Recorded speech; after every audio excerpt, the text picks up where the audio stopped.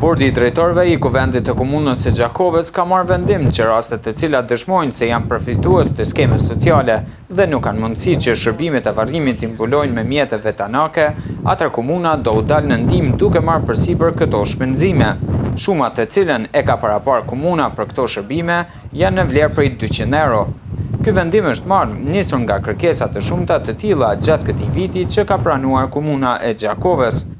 Po ideja është se kemi pas shumë raste të rënda sociale gjatë këtij vitit, cilat për fatin ton të keq edhe të familjarëve nuk kanë mundin të kryejnë shërbimet e varrimit me mjete vetanake.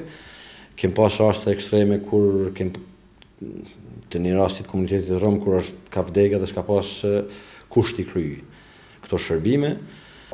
Edhe pse fondi i ndarë për këtë vit është vetëm 3.000 euro, Kastrati mendon se kjo shumë mjafton për t'i mbuluar rastet brenda këtij viti. Besojmë që rastet e rënda sociale mujnë me i përballu.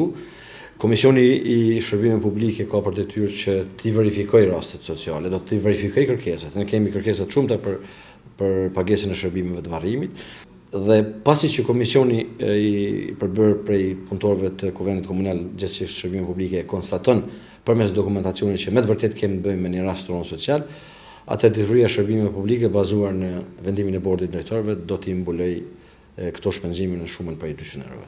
Që nga marrja e këtij vendimi deri më sot, komuna ka marrë përsipër t'i mbulojë shpenzimet mortore për 3 raste.